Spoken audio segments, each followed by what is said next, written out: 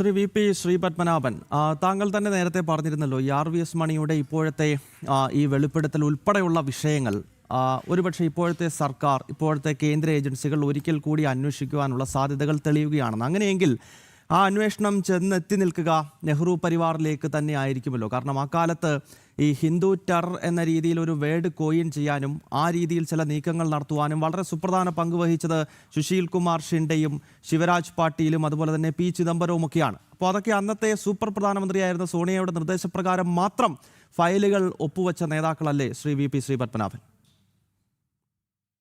അല്ല, ഇതിലിപ്പോ എന്താ അറിയോ, ഇതിൽ ഹിന്ദു ടെറർ എന്ന വാക്ക് കൊണ്ടുവന്നിട്ട് ഇന്ത്യയിൽ ഇസ്ലാമിക തീവ്രവാദവും ഉണ്ട്, ഹൈന്ദവ തീവ്രവാദവും ഉണ്ട്, അവർ തമ്മിലുള്ള ബഹളമാണ് നടക്കുന്നത്, രണ്ടു കൂട്ടരും സമമാണ് എന്നൊക്കെ വരുത്തി തീർക്കാനുള്ള ശ്രമത്തോടൊപ്പം വേറെ വളരെ എന്താ പറയാ സംഘടിതമായ രീതിയിൽ ആലോചിച്ച് ഒരു ശ്രമം കൂടി നടത്തിയിരുന്നു. അത് BJP-യുടെ അല്ലെങ്കിൽ കോൺഗ്രസിന്റെ മുഖ്യ എതിരാളികളുടെ രാഷ്ട്രീയ നേതാക്കന്മാരെ കള്ളക്കേസിൽ കൊടുക്കുക എന്നുള്ളത്. അതിൽ പ്രധാനപ്പെട്ട ഒന്നാണ് ഷെയ്ഖ് ഷഹാബുദ്ദീൻ വധക്കേസ്. അതായത് അമിത്ഷായെ ജയിലിൽ പിടിച്ചിട്ടു, മാസങ്ങളോളം ജയിലിൽ പിടിച്ചിട്ടു. അദ്ദേഹത്തിന് കോടതി ജാമ്യം അനുവദിക്കുമ്പോൾ ഒരു കണ്ടീഷൻ വെച്ചു, അദ്ദേഹം ഗുജറാത്തിൽ താമസിക്കാൻ പാടില്ല. എന്നിട്ട് അദ്ദേഹം ബോംബെയിലാണ് താമസിച്ചത്, പഴയ മുംബൈയിലാണ് താമസിച്ചത്. അപ്പോ എന്തായിരുന്നു ആ കേസ്? ഷെയ്ഖ് ഷഹാബുദ്ദീൻ എന്ന് പറയുന്ന ഒരു വിദ്വാനെ ഗുജറാത്ത് പോലീസ് പിടിച്ചോണ്ട് പോയി കൊന്ന് അങ്ങോരെ ശവശരീരം നശിപ്പിച്ചു കളഞ്ഞു.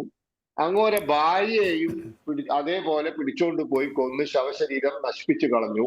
ഇത് രണ്ടിനും സാക്ഷിയാക്കിയ മൂന്നാമനെ പിടിച്ചോണ്ട് പോയി കൊന്ന് ശവശരീരം നശിപ്പിച്ചു കളഞ്ഞു. അപ്പൊ ഇതിന്റെ രസം എന്താന്ന് വെച്ചാൽ, ആരായി ഷഹാബുദ്ദീൻ ഷെയ്ഖ്? ഇവൻ ഒരു ആയുധ കള്ളക്കടത്തുകാരനാണ്. അത് പാകിസ്ഥാൻ അതിർത്തിയിലൂടെ, രാജസ്ഥാൻ അതിർത്തിയിലൂടെ ആയുധം ഇന്ത്യയിലേക്ക് കള്ളക്കടത്ത് നടത്തുന്ന ഒരു വിദ്വാനാണ് ഈ ഷെയ്ഖ് ഷഹാബുദ്ദീൻ. എന്ന് വെച്ചാൽ പുറത്തിറങ്ങി നടക്കാൻ പറ്റാത്ത സാധനമാണ്. ആളുകളെ ഭീഷണിപ്പെടുത്തി പൈസ വാങ്ങുക. ഗുജറാത്ത് പോലീസിന്റെയിലും രാജസ്ഥാൻ പോലീസിനും നിരവധി പരാതികളും നിരവധി FIR-ഉം ഇവന്റെ പേരിലുണ്ട്. അതായത് ബിസിനസ്സുകാരായ ആളുകളെ ഭീഷണിപ്പെടുത്തി പൈസ വാങ്ങിച്ചു വന്നു. മാത്രമല്ല, ആയുധ കള്ളക്കടത്ത് നടത്തുന്ന ആളാണെന്ന് ഈ രണ്ട് പോലീസിനും, രാജസ്ഥാൻ അന്ന് കോൺഗ്രസ് ഭരിക്കുകയാണ്, BJP ആണെന്ന് ഗുജറാത്ത് ഭരിക്കുന്നു, ഈ രണ്ട് പോലീസിനും അറിയാം ഈ വിദ്വാൻ ഈ പണി എടുത്ത ആളാണെന്ന്. ആ മനുഷ്യനെ കൊന്നു എന്നാണ് പറയുന്നത്. പക്ഷെ അയാളുടെ ശവശരീരമോ അതിന്റെ അവശിഷ്ടമോ ഒന്നും വരെ കിട്ടിയിട്ടില്ല. അങ്ങോരുടെ ഭാര്യയെ കൊന്നു എന്നാണ് പറയുന്നത്. അങ്ങോരുടെ ഭാര്യയുടെ ശവശരീരമോ അതിന്റെ അവശിഷ്ടമോ കിട്ടിയിട്ടില്ല. ഈ രണ്ടുപേരെ കൊല്ലുന്നതിന് സാക്ഷിയായ വേറൊരാളെ കൊന്നു എന്നാ പറയുന്നത്. അയാളുടെ ശവശരീരമോ അവശിഷ്ടമോ കിട്ടിയിട്ടില്ല. ഇതൊന്നും കിട്ടാതെ ഗുജറാത്തിലെ ആഭ്യന്തര വകുപ്പ് മന്ത്രിയെ പിടിച്ച് പ്രതിയാക്കി. ആരെ കൊന്നതിന്? കോൺഗ്രസിന്റെ ഒരു പ്രവർത്തകനെയാണ് കൊന്നതെങ്കിൽ മനസ്സിലാക്കാം, ഒരു ബിസിനസ്സുകാരനെയാണെങ്കിൽ കൊന്നതെങ്കിൽ മനസ്സിലാക്കാം. ആളുകളെ ഭീഷണിപ്പെടുത്തി പണം വാങ്ങുന്ന പരിപാടി എടുത്തതിന് രണ്ട് സംസ്ഥാന പോലീസിലും നിരവധി FIR ഉള്ള ആയുധ കള്ളക്കടത്തുകാരനാണെന്ന് രണ്ട് സംസ്ഥാന പോലീസിന്റെയും റെക്കോർഡിലുള്ള ഒരു വിദ്വാനെ കൊന്നു കുഴിച്ചിട്ടു എന്ന് പറഞ്ഞിട്ട് കുറെ DYSP റാങ്കിന് താഴോട്ടുള്ള, DYSP ആണ് ഏറ്റവും ഉയർന്ന റാങ്ക്, താഴോട്ടുള്ള ഉദ്യോഗസ്ഥന്മാരെ ഒരു 5-6 പേരെ പ്രതിയാക്കി. അമിത്ഷാ പറഞ്ഞിട്ടാണ് അത് ചെയ്തതെന്ന് പറഞ്ഞ് സംസ്ഥാന ആഭ്യന്തര വകുപ്പ് മന്ത്രി അമിത്ഷായെ പ്രതിയാക്കി. എന്നിട്ട് അവരെ ജയിലിൽ പിടിച്ചിട്ടു. അവർക്ക് ജാമ്യം കൊടുക്കുന്ന സമയത്ത് അവർ സംസ്ഥാനത്ത് കാലുകുത്താൻ പാടില്ല എന്നൊക്കെ കണ്ടീഷൻ വാങ്ങി. ഈ കേസ് വിചാരണ കോടതിയിൽ എത്തിയപ്പോൾ കോടതി ചോദിച്ചു, ശവം കിട്ടിയിട്ടില്ല, പോട്ടെ, ആള് മരിച്ചതിന് വല്ല തെളിവുണ്ടോ? ഇയാളെ ആരെയും പിടിച്ചോണ്ട് പോകുന്നത് സാക്ഷികളുണ്ടോ? ഇയാളുടെ മൃതശരീരം നശിപ്പിച്ചു കളഞ്ഞു, എവിടെ നശിപ്പിച്ചു, ആര് നശിപ്പിച്ചു, വല്ല ശാസ്ത്രീയ തെളിവുണ്ടോ?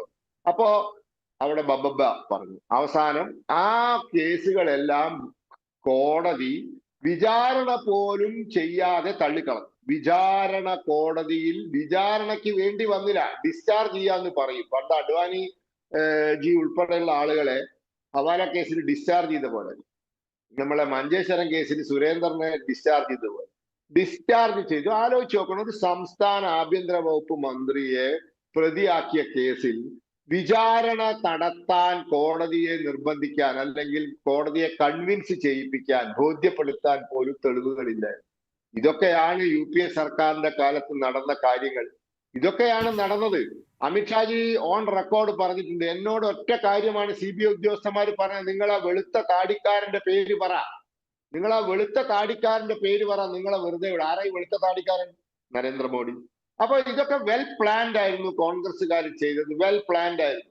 അപ്പൊ ഇങ്ങനെ ചെയ്ത കുറെ നടപടികളാണ് നമ്മളെ രാജ്യത്ത് ഇത്രയേറെ തീവ്രവാദി ആക്രമണം ഉണ്ടായത്. ഇപ്പൊ ഞാൻ കോഴിക്കോട് ജില്ലയിലാണ് താമസിക്കുന്നത്. ഇവിടെ പുതിയ ബസ് സ്റ്റാൻഡിൽ ബോംബ് പൊട്ടി, KSRTC ബസ് സ്റ്റാൻഡിൽ ബോംബ് പൊട്ടി, തമിഴ്നാട്ടിൽ ബോംബ് പൊട്ടി, ബാംഗ്ലൂരിൽ ബോംബ് പൊട്ടി, ഹൈദരാബാദിൽ ബോംബ് പൊട്ടി, ഉത്തർപ്രദേശിലെ കോടതികളിൽ ബോംബ് പൊട്ടി, അയോധ്യയിൽ വെച്ച ബോംബ് എന്തോ ഭാഗ്യത്തിന് പൊട്ടിയില്ല.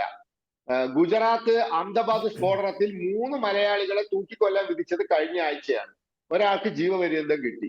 ബോംബെയിൽ 3 തവണ ബോംബ് പൊട്ടി. ഡൽഹിയിൽ 4ഓ 5ഓ തവണ ബോംബ് പൊട്ടി. ബോംബെയിൽ തീവ്രവാദി ആക്രമണം ഉണ്ടായി. രഘുനാഥ ക്ഷേത്രത്തിൽ ബോംബ് പൊട്ടി. അമർനാഥ് തീർത്ഥാടകർക്കെതിരെ വെടിവെപ്പ് ഉണ്ടായി. ഇന്ത്യയിൽ എവിടെയാണ് ബോംബ് പൊട്ടാതിരുന്നത് ഈ UPA സർക്കാർ ഭരിക്കുന്ന സമയത്ത്? ഇന്നത്തെ അവസ്ഥ നോക്കൂ. ഇന്ന് ഒരു ബോംബ് സ്ഫോടനം ഒരു വാർത്തയാണ്. ഇന്നൊരു വാർത്തയാണ്. എവിടെയെങ്കിലും ഒരു ബോംബ് സ്ഫോടനം നടന്നാൽ അത് വാർത്തയാണ്. അന്ന് അതൊരു വാർത്തയല്ല, അതൊരു നിത്യ സംഭവമായിരുന്നു.